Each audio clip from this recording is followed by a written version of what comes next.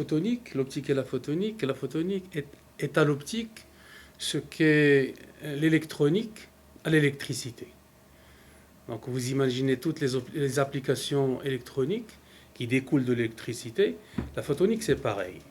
Elle est basée sur les principes fondamentaux de la lumière, donc de l'optique, en combinant ces principes fondamentaux avec l'ingénierie. À chaque fois, pour une application particulière. Par exemple, dans le domaine de la santé, lorsqu'on va chez le médecin, il prend des rayons X, c'est-à-dire pour voir s'il y a des problèmes d'eau, ou quelque chose comme ça. On prend des ultrasons pour regarder le fœtus, le développement du fœtus. On fait de l'imagerie, RMN, cerveau magnétique. Et donc, pour la médecine, la photonique est extrêmement importante. Par exemple, on peut imager des cellules, regarder le comportement des cellules. On peut développer des systèmes de diagnostic basés sur l'optique. On prend le Covid maintenant. Le Covid, il est basé sur ce qu'on appelle la PCR et l'ELISA. L'ELISA, c'est une technique qui est fondamentalement optique, qui est basée sur la fluorescence, qui te dit est-ce que le Covid existe ou n'existe pas. De la même façon, vous avez d'autres maladies, comme le cancer, la tuberculose, des choses comme ça. Donc la photonique permet le diagnostic de maladies. Et il y a aussi, sur le développement futur, elle permet de développer des techniques de thérapie, comme la photothérapie du cancer. J'expliquerai ça plus tard parce qu'on y reviendra. Il y a aussi la médecine régénérative, c'est-à-dire développer des technologies avec la photonique à l'échelle nano-micro pour essayer de faire de la médecine régénérative. Donc ça, c'est pour le domaine de la santé. D'accord ?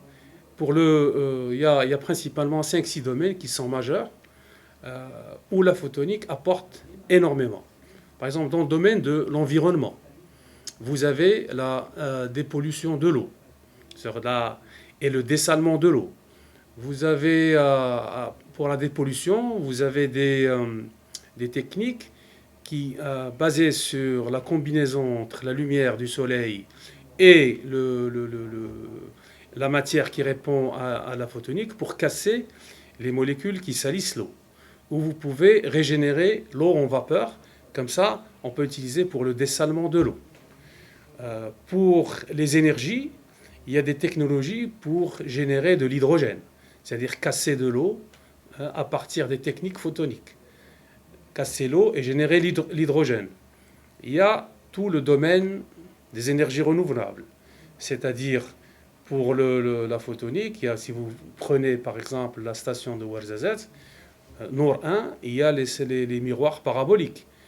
Ça, c'est pour chauffer, donc c'est produire de l'électricité en chauffant un liquide qu'on appelle liquide caloporteur. D'accord ? Il y a les panneaux photovoltaïques. Alors les panneaux photovoltaïques, ils sont utilisables dans le milieu rural ainsi que dans le milieu urbain.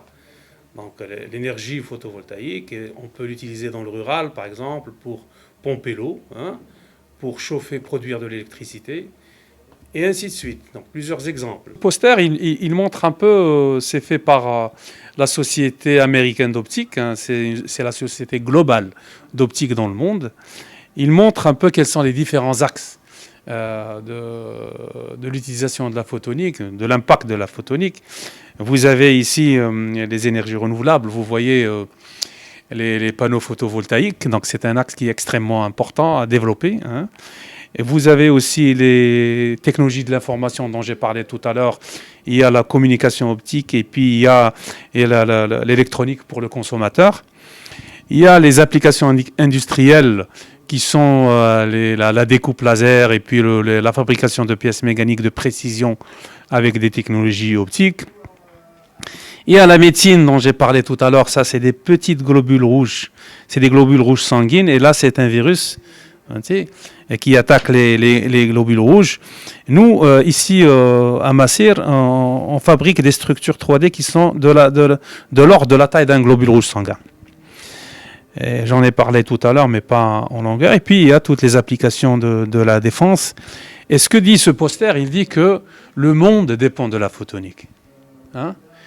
Je pense que ce poster résume un peu l'importance de la photonique dans le monde, pas seulement en Afrique, mais dans le monde entier. Et je dirais que tous les continents, ils ont créé une initiative de photonique, c'est-à-dire créer une synergie autour de la photonique. Et vous voyez les différentes possibilités.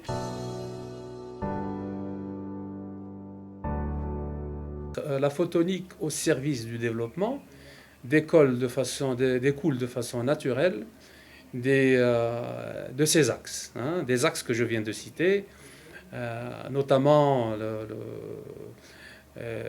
l'environnement, les énergies renouvelables, les technologies de l'information, les applications industrielles, la santé et la défense. D'accord ? Alors j'ai énuméré un certain nombre d'exemples, je vais reprendre quelques-uns. Par exemple, pour les énergies renouvelables, vous avez l'application de l'énergie solaire dans le pompage de l'eau. Et ça, c'est très important pour le rural et même pour le continent africain. Alors, vous avez des femmes qui vont aller pomper de l'eau, puiser de l'eau dans des puits avec beaucoup de problèmes. Alors les énergies renouvelables, mettre quelques plaques solaires permet de pomper de l'eau en utilisant l'énergie du soleil renouvelable. On peut aussi amener de l'électricité gratuitement à certains foyers qui sont un peu dans des endroits qui sont un peu excentrés et enclavés. Ça, c'est des exemples. Et bien sûr, les énergies renouvelables, là où il y a énergie, les énergies renouvelables peuvent intervenir. Donc on peut à terme remplacer les fuels par les énergies renouvelables. Je donne par exemple un exemple. Créer des mini-centrales pour électrifier les villes. Et ça peut être fait par les énergies renouvelables. Et vous avez une usine qui consomme beaucoup d'électricité, et donc on peut réduire la facture électrique en mettant des panneaux solaires. On peut intégrer des panneaux solaires dans l'architecture, dans le bâtiment, c'est-à-dire soit au toit, sur les fenêtres, tout ça. Tout ce que je vous dis, chaque phrase contient un axe de développement énorme, et vraiment énorme. Donc j'ai au service du développement, il y a les énergies renouvelables, il y a la santé. La santé, c'est très important, tout ce qui est imagerie future, imagerie du corps humain, tout ce qui est diagnostic, tout ce qui est thérapie. J'ai donné quelques exemples pour l'utilisation de la photonique dans la thérapie. On peut regarder, diagnostiquer des maladies avec des techniques photoniques. On peut aussi essayer de les guérir avec des techniques photoniques. Donc c'est très très important. On peut faire des études fondamentales avec la photonique. Il y a dans le domaine de la biologie, la microscopie et tout ça. D'ailleurs, je ne l'ai pas dit au départ, mais la photonique, ces dernières années, année après année, elle obtient le prix Nobel. Et le prix Nobel, ça veut dire que les applications vont venir dans une dizaine d'années. Donc c'est toujours comme ça. Pour on est toujours dans l'impact de la photonique sur le social. Et donc, la défense est très importante, la souveraineté. C'est très important. Bien sûr, je viendrai à la formation plus tard parce que je pense que c'est un point qui est important. L'agriculture. Notre pays est un pays agricole. Donc, introduire des techniques qui peuvent réduire le coût de revient pour les agriculteurs, les investisseurs dans ce domaine est très important. Aider à la main-d'œuvre. Donc, je pense que toutes ces applications de la photonique sont très très importantes et peuvent réduire les coûts et augmenter le bénéfice et donc améliorer le niveau de vie des citoyens.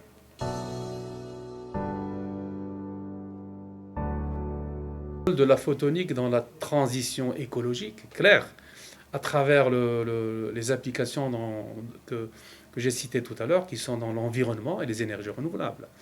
Alors l'environnement permet de nettoyer l'eau, hein, dépolluer l'eau avec des techniques photoniques. Vous avez des nanoparticules de métal qui peuvent absorber de la lumière et donc casser les molécules qui salissent l'eau. Vous pouvez recycler l'eau, vous pouvez créer de la vapeur d'eau à travers des techniques optiques. Les techniques optiques, vous pouvez aussi... la transition écologique, c'est à travers les énergies renouvelables. Et donc, j'ai parlé des énergies renouvelables tout à l'heure, le CSP, le photovoltaïque, l'éolien, tout ça, c'est les énergies renouvelables sont extrêmement importants et ça a un très très très grand avenir. Donc le développement écologique et la préservation de l'environnement est très importante.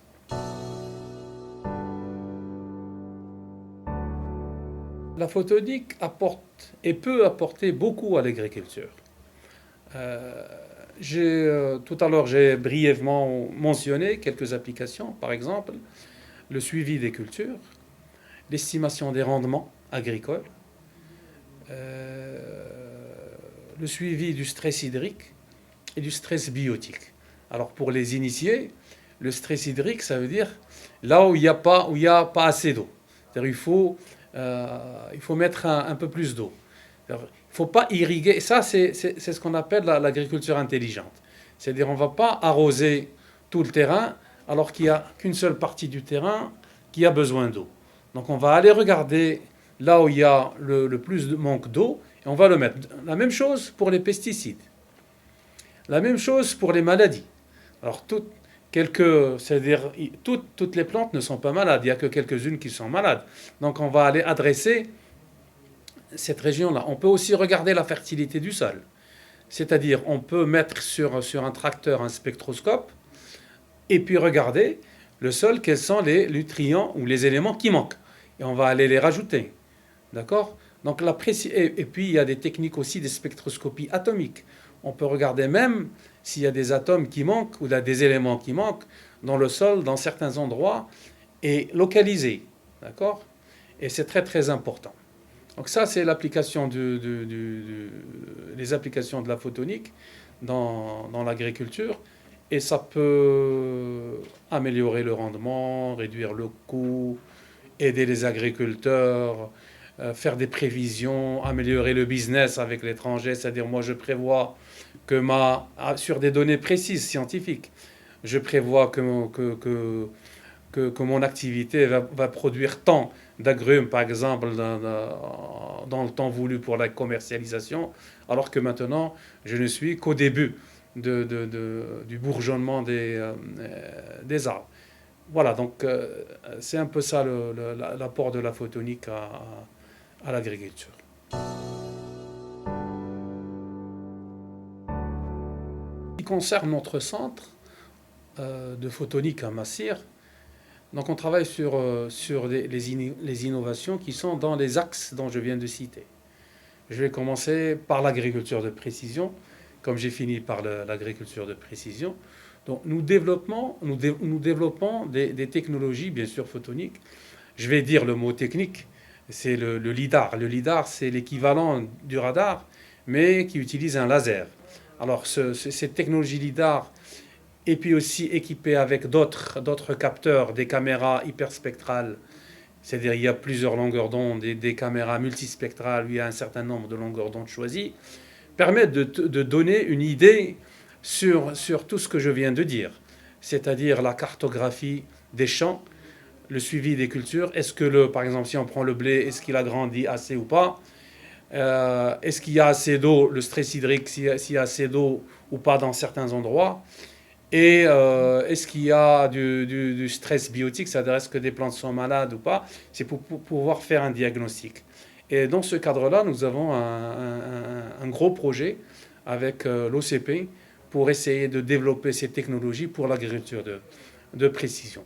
Donc ça, c'est l'axe agriculture qu'on développe. Et on développe aussi des spectros pour aller regarder ce qui se passe dans le sol. Des spectros si vous voulez embarquer sur des tracteurs, hein, qui sont à proximité du sol, qui peuvent nous dire s'il y a des éléments qui manquent ou pas, et pour pouvoir pallier à ça. Hein. On travaille aussi sur de la spectroscopie sur les pesticides, hein, et puis sur les fertilisants. Tout ça, c'est de la technologie optique qui est hautement technique, mais qui aussi peut nous renseigner sur les fertilisants, le manque des fertilisants, ainsi de suite. Il y a aussi des technologies qu'on développe qui sont basées sur l'estimation des rendements agricoles. Et tout ça, c'est basé sur des technologies photoniques. Donc, vous voyez le nombre d'axes que j'ai brassé dans les technologies que nous développons ici à Masser. Alors, ça, c'est l'axe agriculture. Il y a l'axe santé. Maintenant, avec le Covid, nous développons des techniques de diagnostic du Covid optique, c'est-à-dire basées sur la spectroscopie, hein, en utilisant des techniques basées sur la spectroscopie exaltée. Hein, c'est-à-dire, on a des technologies pour pouvoir exalter le signal dans certains endroits et dire voilà, le Covid existe ou pas. Ça, c'est juste un exemple, mais c'est des techniques qui peuvent être, si vous voulez, élargies à d'autres types de maladies comme la tuberculose ou le cancer, et ainsi de suite. Un deuxième axe sur lequel on travaille dans le domaine de la santé, c'est le développement de nanoparticules de métal, en particulier l'or. Ces nanoparticules vont aller s'accrocher spécifiquement sur des molécules de cancer. Alors ces nanoparticules vont être chauffées à l'aide de la lumière, de longueur d'onde particulière, qui a une couleur particulière. Et lorsque ces nanoparticules sont irradiées avec cette lumière de couleur particulière, elles vont chauffer localement et donc elles vont détruire le cancer. En jargon médical, on appelle ça, c'est la photothérapie du cancer. Dans le domaine du médical toujours, on développe des capteurs hautement sensibles. Des capteurs ou, je ne sais pas, un autre nom, capteur, ou des éléments qui peuvent diagnostiquer aussi des maladies à des concentrations très faibles, c'est-à-dire à des débuts de maladies. C'est-à-dire on peut prévoir les maladies en utilisant ce genre de capteurs. Et ça, c'est des techniques optiques extrêmement sophistiquées et il y a toute une ingénierie à faire. Comme je l'ai dit, la photonique, c'est le mélange, si vous voulez, intelligent des sciences de l'optique, hein, fondamentale, avec de l'ingénierie adaptée à tel ou tel domaine. On travaille aussi dans le domaine de la régénération de tissus biologiques. Et ça, vous allez me dire, qu'est-ce que la photonique a à faire dans ce domaine-là? Je vais vous dire, parce que la photonique permet de fabriquer des squelettes sur lesquels ces tissus peuvent croître. Hein. Et ces squelettes, on le fait avec la technologie photonique, entre guillemets, nanophotonique. Donc on peut fabriquer des squelettes 3D, tridimensionnels, avec une précision allant jusqu'à 100 nanomètres, c'est-à-dire un dixième du micron, et le micron, c'est le 1 millième du centimètre, du mètre, et donc 1 centième du centimètre. Voilà. Et donc ça, c'est pour le domaine de la santé. Donc j'ai mentionné l'agriculture, la santé, les technologies de l'information. Hein.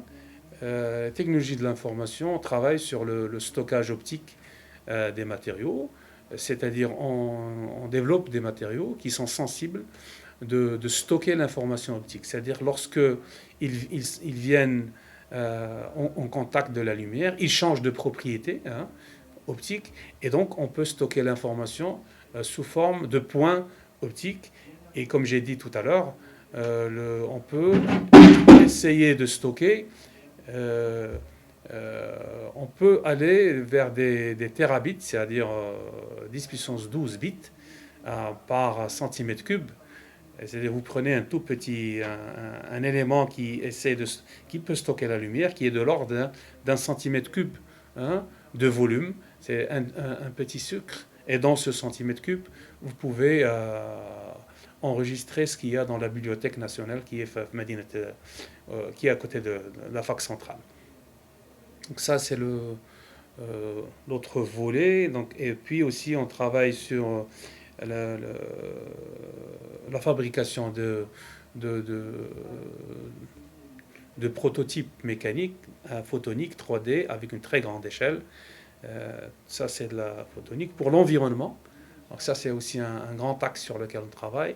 On travaille dans le domaine des énergies renouvelables et donc photovoltaïques. On travaille sur le développement, la technologie des cellules. C'est-à-dire on sait comment fabriquer des cellules innovantes, moins chères que ce qui existe dans le marché et efficaces, aussi efficaces que celles qui existent dans le marché.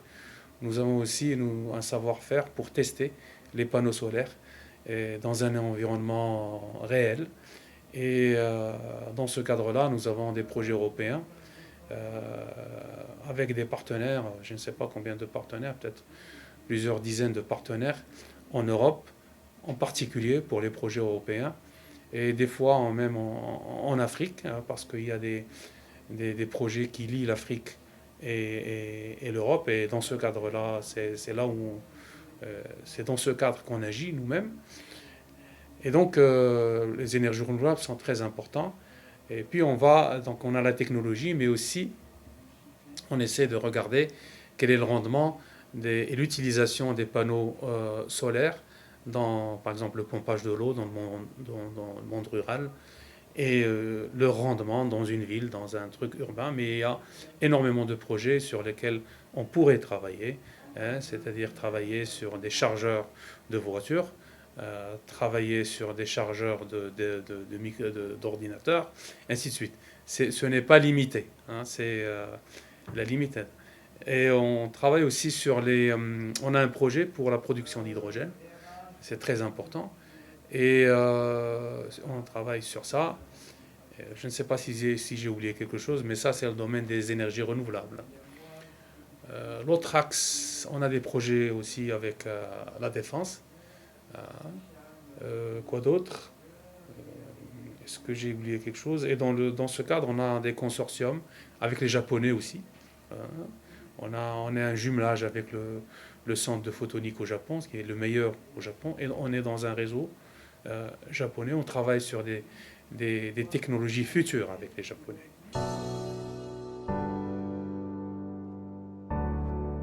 Ce que je voudrais dire, c'est à propos des projets. Alors, tous les projets sur lesquels on travaille, ce sont des projets clients qui sont financés par des acteurs socio-économiques. Par exemple, le stockage optique de l'information et les énergies renouvelables, le photovoltaïque organique, ça c'est un peu le jargon scientifique d'INA, parce qu'il y a une photovoltaïque organique et inorganique. Alors le photovoltaïque organique, il est financé par le ministère de l'Enseignement supérieur marocain. Alors, on est très content d'avoir reçu ce financement. Et aussi le projet sur le stockage optique de l'information. Ces deux projets ont suscité l'intérêt du ministère, qui ont été financés il y a quelques années par le ministère lui-même à hauteur de à peu près 8 millions de dirhams. Et ça nous a permis de financer les recherches, de former des doctorants dans le domaine de la formation très importante, je vais y venir plus tard, et d'asseoir cette technologie, ces technologies, de les introduire au Maroc. Hein, donc ça, c'est les projets qu'on appelle PPR du ministère, et aussi les projets de l'Union européenne. Toujours dans le domaine du photovoltaïque, on a reçu de l'Union européenne 4 projets dans le domaine des énergies renouvelables, et notamment les couches minces photovoltaïques. Donc on a reçu un premier projet qui s'appelle FP7, qui a duré 4 ans. Je pense qu'il a été clôturé il y a quelques années. Sur ça, on a participé aussi à un autre projet de formation de master dans les différents domaines d'énergie renouvelable avec l'Université Mohammed V de Rabat, dont je fais partie. Et après, il y a eu donc deux autres projets. L'un, c'est qui s'appelle Infinite Cell, c'est la technologie de la cellule. Et le Super PV, c'est tous les modules. D'accord? Le module entier. Alors, ces projets européens sont faits avec un consortium, c'est-à-dire, comme j'ai dit tout à l'heure, des partenaires en Europe et en Afrique. Alors, les partenaires européens existent en France, en Espagne, en France par exemple le CNRS, quelques universités aussi, l'Espagne, l'Institut de Catalogne sur les énergies renouvelables, l'Université autonome de Madrid, d'autres partenaires en ça, le Portugal aussi, l'Allemagne, le HZB et d'autres instituts, et même des pays qui étaient ex-Europe de l'Est, qui font partie de l'Union européenne, comme la Lituanie, comme beaucoup d'autres pays qui travaillent avec nous dans le domaine des énergies renouvelables. Et nous avons pu brasser des montants qui sont très conséquents pour pouvoir former les jeunes Marocains sur la technologie des énergies renouvelables, donc de la cellule, le savoir-faire, les modules, les tests, tout ce qui est lié, tout ce qui est en relation avec les énergies renouvelables. Et nous continuons à monter des projets européens. Donc nous avons eu 4 projets européens l'un sur l'autre, et même avec des partenaires au Maroc. Je cite Irizen, par exemple, qui sont nos partenaires au Maroc. Voilà, l'Université Mohammed V, Massir. Et donc ça, c'est les partenaires. En Afrique, nous avons ce qu'on appelle l'African Laser Center. C'est un centre qui est sans mur. On reçoit les partenaires africains et on envoie les étudiants et les chercheurs marocains. Donc ça nous permet de travailler ensemble et de créer une dynamique de recherche pour le continent. Et Massir, il est vice-président de l'ALC. Avec les Japonais, donc l'Université d'Osaka nous a financé un projet sur 3 ans avec des montants conséquents. Et avec l'Université d'Osaka, on travaille aussi sur les matériaux futurs, les matériaux intelligents, les technologies photoniques pour l'imagerie médicale, et ainsi de suite. Aux États-Unis, nous organisons une conférence tous les ans à San Diego, sous la coupole d'une grande association scientifique savante, qui est le SPI, le SPIE, la OSA, la Optical Society of America, et le SPI. En Afrique, nous faisons partie de l'African Academy of Sciences. Donc, il y a une dynamique, si vous voulez, internationale autour de la photonique, ici au Maroc, et donc en particulier à Massir. Et ça me ramène au point de la formation des étudiants et des chercheurs. Et ça nous permet d'envoyer les étudiants se former. Nous les formons ici même. Donc c'est une dynamique de formation des étudiants, se regarder et puis apprendre des autres et puis transférer le savoir. Dans notre centre, nous avons formé, je pense, pas moins de 15 doctorants, certains dans les différents domaines que j'ai cités. Certains ont eu leur doctorat, ils travaillent avec nous, c'est-à-dire on forme la relève. Et former la relève, c'est extrêmement important pour le pays. Donc la formation est extrêmement importante. Donc on récupère les étudiants qui sont motivés pour travailler dans ce domaine. Et on les forme, et puis on leur passe le relais. Et c'est à eux de continuer à lever le drapeau de la science dans notre pays.